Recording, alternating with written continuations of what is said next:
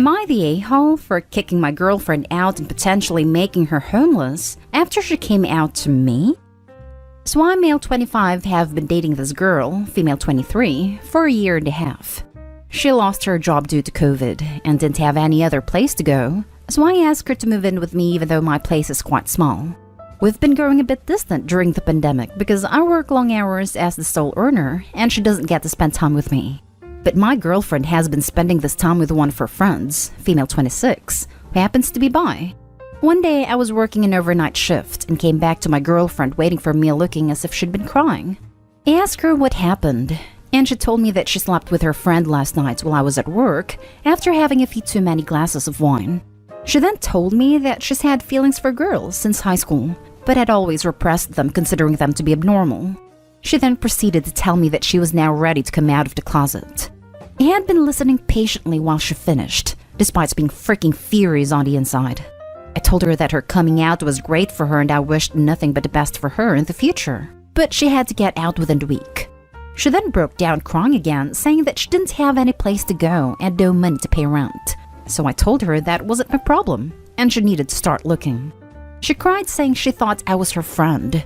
Now I got mad and told her, "No, I was your boyfriend before you cheated on me. Now get the hell out and go stay with the friend she cheated on me with." She broke down again and went to the bathroom. I'll be removing her stuff after a week if she isn't out. I can do that. She's not a tenant. Not in the US. Spare me the lawsuit comments. Edit. She called me a bigot from the bathroom, which is why I made this post. And reading the comments made me realize how mad I really am. So she's gonna be out today. Now for the top comments. She cheated and somehow doesn't seem to recognize what that means for you. Because for her, it's so overshadowed by her realizing her own identity. No, you don't have to continue giving her a place to live. She should apologize for cheating too. Not the a-hole. She did apologize for cheating while coming out, but that means jack to me.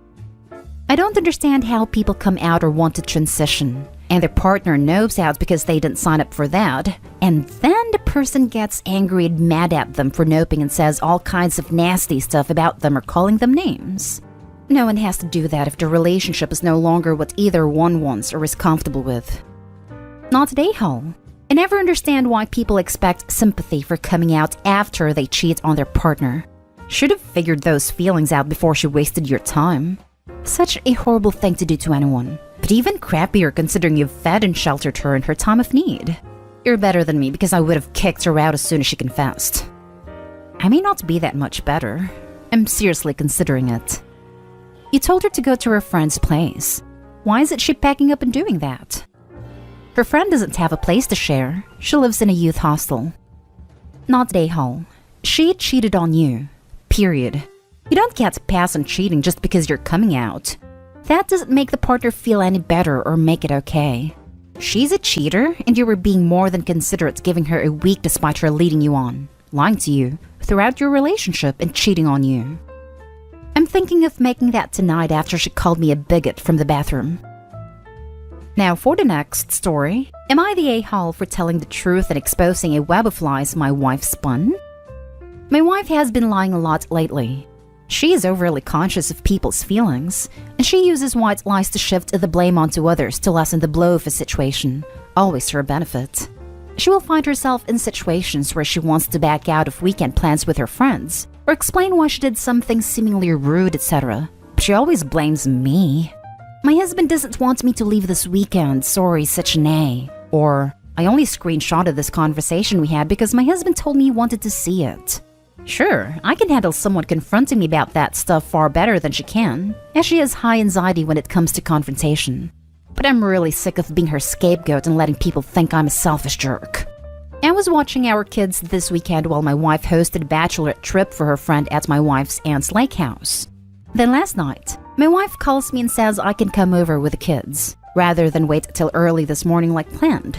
I get to the lake house, and the girls are all still out at a bar somewhere. So let myself in and put the kids to bed. Then my wife's aunt texts her after seeing me on her security camera and tells me she is upset that I was there. That's weird to me because she and I get along very well, and I'm even renting a house from her. She has really high anxiety, but she manages it well most of the time. She then texts me this morning and begins berating me about how I had no right to invite myself over, and that I'm a bad father. Naturally, I was shocked and asked her what she meant.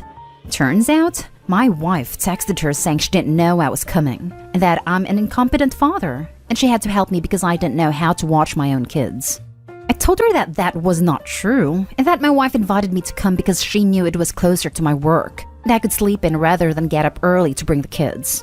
I, of course, confronted my wife about why she would lie about me and say things like that about me. She then gets mad and says she was doing damage control on the situation, and that it's far better if her aunt is mad at me than her.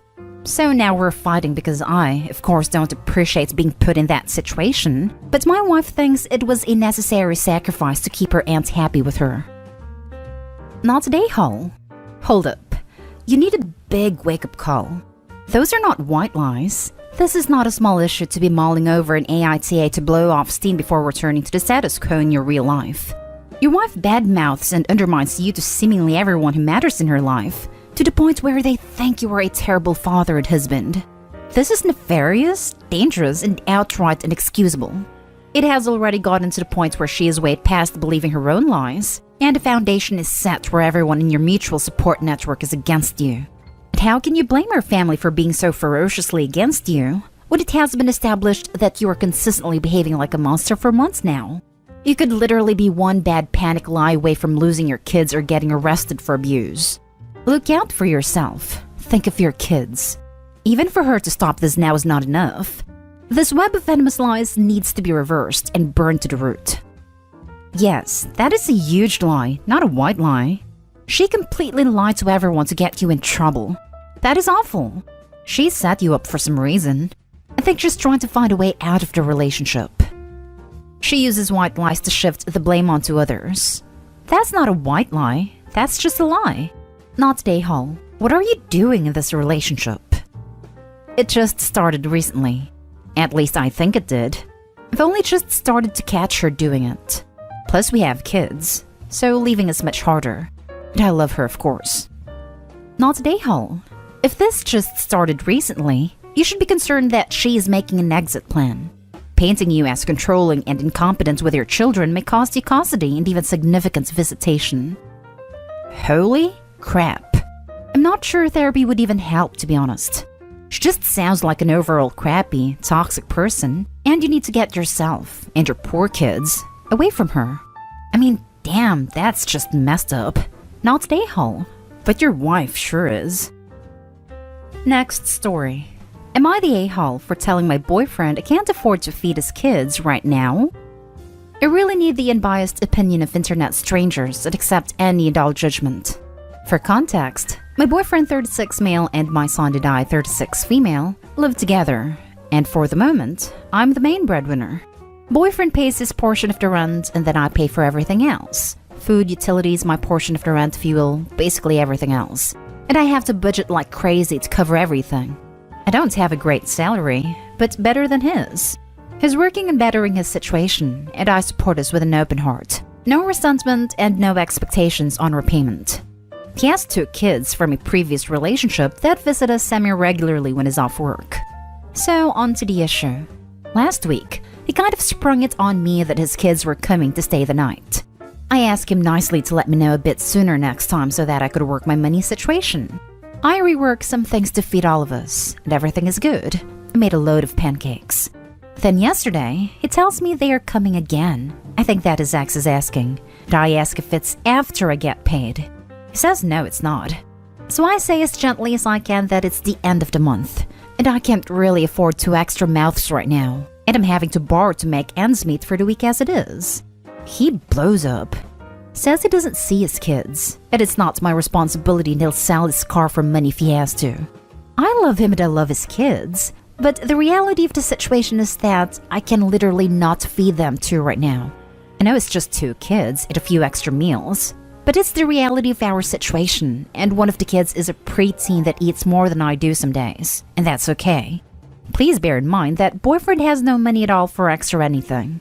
Am I the a-hole for saying I'm not able to accommodate his kids right now? Now for the top comments. Not the a-hole. You can't spend money you don't have. Pretty much sums up how I feel about it. There are no bad feelings towards anyone here, just facts. I can see why you'd feel angry and frustrated, just not angry and frustrated at you. This whole situation sucks. Nobody should be in this financial position. But it sounds to me like you're doing your best to help out when you can. I hope he realizes this once he's not feeling quite so immediately frustrated and disappointed. Not today, Hole.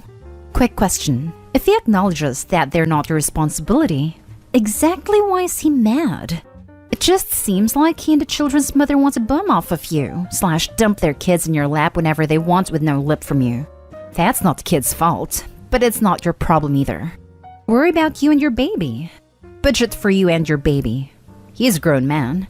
What exactly does he budget for? You should seriously rethink whether or not you want the rest of your life to look like this. I don't think your boyfriend actually wants things to change. He seems just fine springing stuff on you, like you don't have enough to deal with by yourself. By the way, does he ever help you with your kid, or is he just piling things onto you with no help whatsoever, even when he doesn't have his kids? Pretty much everything is just up to me to figure out. He would be willing to help me with my kid, but my kid is mine and his dad's responsibility, and I don't ask unless I have no other options. He has just finished his studies and is job hunting for the new field at the moment. He used to pay child support before he got the crappy job he has now. His car is also not working, so I take him to work and stuff. Why are you supporting him more than he's supporting you? He is dragging you down, and it sounds like he's making your life miserable. Can you get a new apartment without him? Last story is titled, Am I the a-hole for giving my wife tough love about her weight gain? My wife has gained 100 pounds since we met. At the beginning of our relationship, we bonded over fitness, went to the gym together several times a week, and she was in great shape. She's 5'3" and went from 115 pounds to 215 plus. Most of her weight gain happening in the last 2 years since her father and sister both passed away, and she has been dealing with her grief and depression from that. I understand what she's been going through, but the toll it's taking on her is hard to watch. Her weight gain reached a breaking point for me a few months ago, and I just couldn't bite my tongue anymore. It was like the elephant in the room topic that we never talked about before, even though it was obvious she's been gaining weight. But I finally had to say something. It's much more than just about her appearance, but her health. We used to work out together, go hiking, swimming, etc., and no longer do any of that. So it's affecting our marriage in more ways than one. When I brought it up, I said I was concerned for her and felt I needed to say something. She broke down crying, saying she hasn't felt or looked like herself in years, and blamed it mainly on her grief from her dad and sister passing away. I told her I understand that, but she needs to prioritize both her physical and mental health and learn a better way to cope. She agreed to start grief counseling to start working through all this, and hopefully turn her health around. I felt like we had a good conversation, and it seemed like we were on the same page. But days later, she had vented to either her mom or best friend about what we talked about, and she approached me about it again, and said after talking about it with them, she realizes how unfair and harsh I was being and that she feels disrespected. I don't think I was being harsh at all, but approached her with love and support.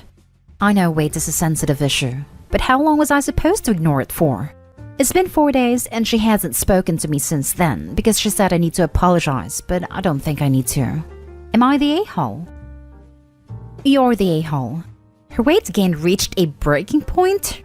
Her intense grief and depression didn't concern you, but you reached a breaking point over her weight gain. How long were you supposed to ignore it? Forever, because you should have been more concerned about her depression, not her weight. Edit. Other reasons came to light through this. Your wife had a baby 6 months ago and is struggling with PPD on top of her other grief and depression about her family. You are home barely 5 days a week, and those are overnights, meaning your wife has the sole responsibility for your baby who since is 6 months old, most likely up a couple times a night. So your maybe 3 hours of active time being home, your wife must probably choose between a laundry list of things to do while she has your home, such as getting some sleep, spending time as a family, taking some time for her, and the like. You again said your breaking point was a couple months ago, so when she was, 4 months postpartum, her weight should literally be so far off your mind right now it should be in outer space. OP, you should probably edit your post to add in all of the information about your wife without the vague, she's drastically gained weight. She went through 2 major traumas and a pregnancy. and now only has her husband home 3 hours a day but somehow still has time to work out several times a week. Yes, you are doing it for the good of your family, but that takes nothing away from the fact that she is parenting alone while dealing with a severe grief, stress, and depression. And in all of that, you broached the subject by talking about her weight? You may not mean to be an a-hole. You might be a genuinely concerned husband who just don't understand, but my God, you're the a-hole. Not to mention that for the last year and a half, there had been a global pandemic. I can't begin to imagine the many added layers of stress the isolation and lack of normal support network not available during this time must have added to coping with her grief, pregnancy, and birth of her first child. You're the a-hole. You're the a-hole.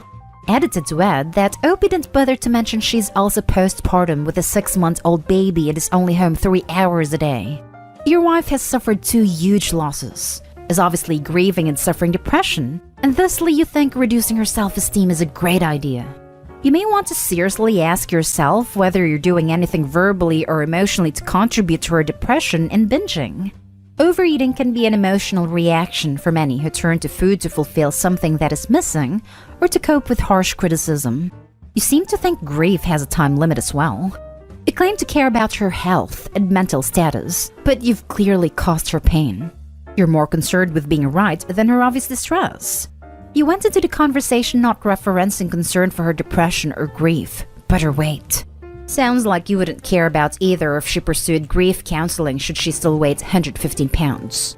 It took 2 years to care, and only because her weight bothered you? So yes, you're the a-hole. More, I'd like to tell her to drop the real dead weight. You.